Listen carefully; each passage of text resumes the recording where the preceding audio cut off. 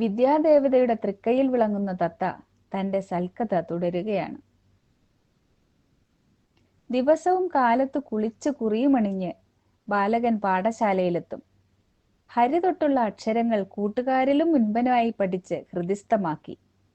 കേമനായ നാണുവിനെ താളിയോലയിൽ ലിപികൾ, ഗണിതം, ഗണാഷ്ടകം, സിദ്ധരൂപം എന്നിവ കൂടാതെ ശ്രീകൃഷ്ണവിലാസവും സൽധർമ്മശീലനങ്ങളും നന്നായി പഠിപ്പിച്ചു.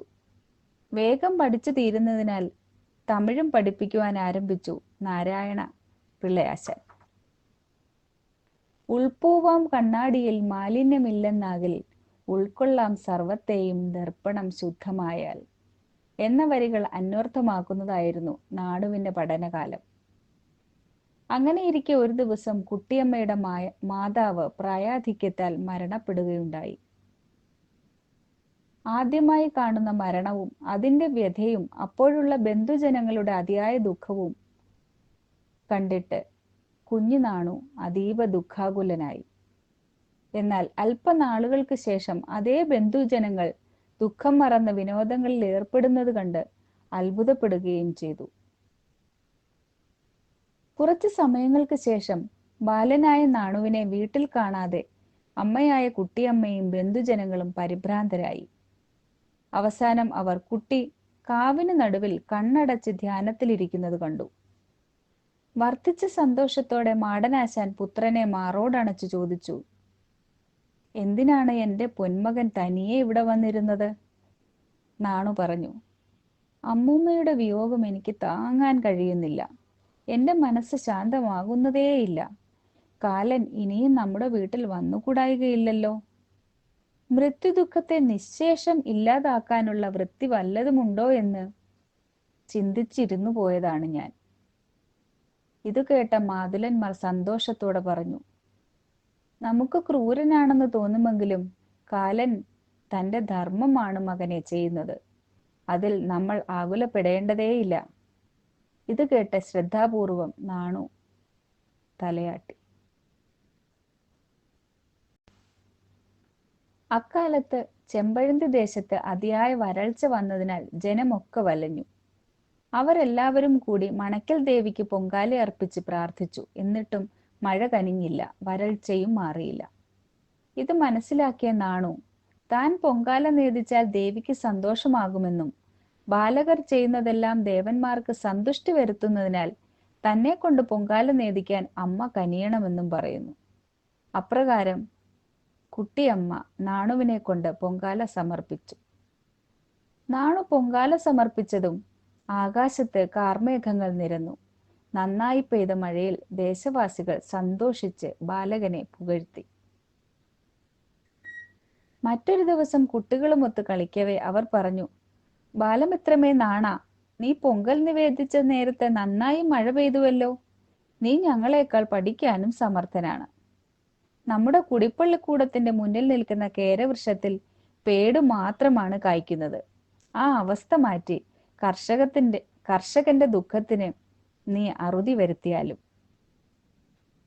കൂട്ടുകാരുടെ വാക്കുകൾ കേട്ട നാണു കേരവൃക്ഷത്തെ സ്നേഹത്തോടെ പുണർന്നു. എന്നിട്ട് പറഞ്ഞു, കേരവൃക്ഷമേ, മേലിൽ നീ സത്ഫലം മാത്രം കായ്ച്ചിടണം. അതുവഴി കർഷകന് ആനന്ദവും ഭവിച്ചിടണം. ബാലകന്റെ വാക്കിലും തലോടലിലും ഉൾപ്പുളകം പൂണ്ട കേരവൃക്ഷം പിന്നീട് കായ്ച്ചതെല്ലാം സത്ഫലങ്ങളായിരുന്നത്രേ. മറ്റൊരു ദിവസം കുട്ടികളെല്ലാവരും കളിയിൽ ഏർപ്പെട്ടിരിക്കവേ ഒരു സന്യാസി ആ വഴി വന്നു. തോളിൽ ഒരു ഭാണ്ഡവും കീറിയ കാവ്യ വസ്ത്രവും ചെമ്പിച്ച മുടിയും ജടയും കാലിൽ മെതിയടിയും ഒക്കെ ധരിച്ച ആ സന്യാസി വര്യനെ ബാലകരെല്ലാവരും പരിഹസിക്കുകയും കല്ലെടുത്തെറിഞ്ഞ് പ്രഹരിക്കുകയും ചെയ്തു. ഇത് കണ്ട നാണു ഉച്ചത്തിൽ കരഞ്ഞു.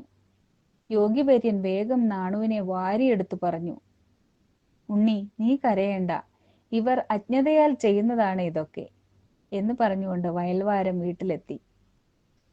കാര്യമാരാഞ്ഞ മാടനാശാനോട് സന്യാസി കാര്യങ്ങൾ പറയുകയും ബാലകനെ നോക്കി, ധർമ്മരക്ഷയ്ക്കായി പിറന്ന ഈശ്വരൻ തന്നെയാണ് ഇവൻ എന്ന് പറഞ്ഞ് അനുഗ്രഹിച്ച് മറയുകയും ചെയ്തു.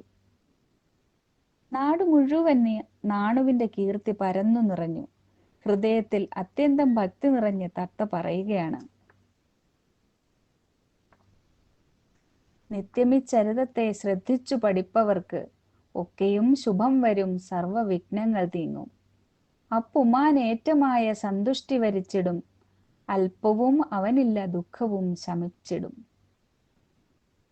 തത്ത തന്റെ ബാലകാണ്ഡം കഥാകഥനം നിർത്തി സ്വമാതാവായ ശാരദാദേവിയുടെ അടുത്തേക്ക് പറന്നുപോയി. ശ്രീനാരായണ ഗുരു ഭാഗവതം കിളിപ്പാട്ടിന്റെ ബാലകാണ്ഡം ഇവിടെ അവസാനിക്കുന്നു. എല്ലാവർക്കും നല്ലൊരു ദിവസം ആശംസിക്കുന്നു. ശ്രീനാരായണ ഗുരുദേവ ഭാഗവതമാണ് നമ്മൾ ഇവിടെ വായിച്ചുകൊണ്ടിരിക്കുന്നത്. ബാലകാണ്ഡം എല്ലാവരും എനിക്കൊപ്പം വായിച്ചതായി കരുതുന്നു. പരദേവതാ സ്തുതി മുതൽ വിദ്യാരംഭം വരെയായിരുന്നു ബാലകാണ്ഡം. ഇന്നു മുതൽ രണ്ടാമത്തെ കാണ്ഡമായ ബ്രഹ്മചര്യ കാണ്ഡം ആരംഭിക്കുകയാണ്. താരതമ്യേന ചെറിയ ഭാഗമാണിത്. നമുക്ക് ഒരുമിച്ച് വായിച്ചു തുടങ്ങാം. ബ്രഹ്മചര്യ കാണ്ഡം. കാകളി വൃത്തത്തിലാണ് ബ്രഹ്മചര്യ കാണ്ഡം രചിച്ചിരിക്കുന്നത്. കർണത്തിന് ആനന്ദമേകുന്ന വണ്ണം പൈങ്കിളി വന്ന് കഥ തുടരുകയാണ്. കാണുന്നവർക്കെല്ലാം കണ്ണിലുണ്ണിയാകുന്ന ബാലനായ നാണു ആശാൻ പഠിപ്പിക്കുന്നതൊക്കെയും അതേപടി ഹൃദിസ്ഥമാക്കുവാൻ അതിസമർത്ഥനായിരുന്നു. തികഞ്ഞ ശ്രീകൃഷ്ണ ഭക്തനായിരുന്ന നാണു സദാ ശ്രീകൃഷ്ണ കീർത്തനങ്ങൾ ഉരുവിടുക പതിവായിരുന്നു. ഗൃഹകൃത്യങ്ങളിൽ മാതാപിതാക്കളെ സഹായിക്കുകയും മന്ത്രജപങ്ങളിൽ മുഴുകുകയും ക്ഷേത്രകാര്യങ്ങൾ മുറതെറ്റാതെ ചെയ്യുകയും പതിവായിരുന്നു. 10 വയസ്സായപ്പോഴേക്കും ബാലനായ നാണു പിതാവിൽ നിന്നും ദൈവജ്ഞശാസ്ത്രവും ജ്യോതിശാസ്ത്രവും ഹൃദിസ്ഥമാക്കി. സൗമ്യശീലനും തേജസാർന്ന മുഖശോഭയുള്ളവനുമായ ബാലകുമാരനെ കാണുന്നത് എല്ലാവരുടെയും മനസ്സിൽ സന്തോഷം നിറച്ചു. ഒരു ദിവസം പുലയനായ ഒരു യുവാവിന്റെ കയ്യിലിരുന്ന മാമ്പഴം നാണു വാങ്ങിക്കഴിച്ചപ്പോൾ വിറപൂണ്ട ദേഹത്തോടെ ആ യുവാവ്, തമ്പ്രാക്കന്മാർ തൊട്ടാൽ ഞങ്ങൾ നരകത്തിൽ പോകുമെന്ന് ഭയന്ന് കരയുകയുണ്ടായി. നാണു ആ യുവാവിനെ ചേർത്തു പിടിച്ചു പറഞ്ഞു, ഞാൻ തമ്പ്രാനല്ല, കേവലം നിന്റെ അയൽവാസി മാത്രമാണ്. ചെളിയിൽ വിരിയുന്ന ചെന്താമര പൂജയ്ക്ക് ഭംഗി വർദ്ധിപ്പിച്ചിടും എന്നാണ് നാണു ആ യുവാവിനെ സമാധാനിപ്പിച്ചത്. ഏകാന്തതയായിരുന്നു നാണുവിന് ഏറ്റവും ഇഷ്ടം. ഏകനായല്ലോ ജനിക്കുന്നതും ഏകനായല്ലോ മരിക്കുന്നതും എന്നായിരുന്നു അതിനാധാരം. താതോപദേശം. കാരുണ്യശീലനായ നാണുവിന് താതനായ മാടനാശാൻ ഉപദേശം നൽകുന്ന ഭാഗമാണിത്. ലക്ഷ്മീവരനായ നാരായണനാണ് ഈ കാണുന്ന വിശ്വത്തിൻ്റെയും ഒക്കെ ആധാരമായവൻ. അവൻ നിത്യനാണ്, സൽസ്വരൂപനാണ്, കാരുണ്യരൂപനാണ്, നിർവാണപ്രദനാണ്. ബ്രഹ്മസൃഷ്ടിയിൽ ഏറ്റവും ശ്രേഷ്ഠം മനുഷ്യ സൃഷ്ടി തന്നെ. ഇത് മനസ്സിലാക്കാതെ മനുഷ്യർ പരിമളമില്ലാത്ത പൂവ് പോലെ ജീവിച്ചു മരിക്കുന്നു. ജീവിതാന്ത്യത്തിൽ മോക്ഷം ലഭിക്കുക എന്നതാവണം ഒരു മനുഷ്യന്റെ ജന്മാഭിലാഷം. ആകയാൽ അതിനായി നീ ലോകപിതാവിന്റെ അനുഗ്രഹത്തിനായി പ്രാർത്ഥിക്കണം, പ്രയത്നിക്കണം. സർവദാ ഈശ്വരനാമം ജപിക്കണം. മാനസം ഏകാഗ്രമാക്കി നാം ഭഗവാന്റെ സേവകൻ മാത്രമാണെന്ന് ചിന്തിക്കണം. കണ്ണാടി തന്നിൽ അഴുക്കുമാറ്റിയിടുകിൽ കാണാം സകലതും സ്പഷ്ടമായി തന്നെ. ഹൃത്തായ ദർപ്പണ മാലിന്യം മാറ്റിയാൽ ഹൃത്തിലായി ബോധം അവനു വരുന്നതാം. ഓം നമോ നാരായണായ എന്ന നാരായണാഷ്ടരം സർവദാ നീ ജപിച്ചിടണം. കുണ്ടലിനി ശക്തിയായിട്ടുള്ള പാമ്പിന്റെ പുറത്തു വാഴുന്ന നാരായണനെ സദാ നീ ധ്യാനിച്ചിടണം. എന്ത് കർമ്മത്തിൽ ഏർപ്പെടുമ്പോഴും നമ്മുടെ ഉള്ളിൽ നാരായണൻ ഉണ്ടെന്ന ബോധം ദൈവാനുഗ്രഹവും ധർമ്മബോധവും കൈവരുത്തും. പത്മനാഭ പ്രസാദത്തിനായി പത്മാസനത്തിൽ ഇരിക്കേണ്ട വിധവും മാടനാശാൻ നാണുവിന് കാണിച്ചു കൊടുത്തു. പിന്നീട് ഭഗവത്ഗീതയെക്കുറിച്ചും വേദാന്ത മീമാംസ ശാസ്ത്രങ്ങളെക്കുറിച്ചും പറഞ്ഞുകൊടുത്തു.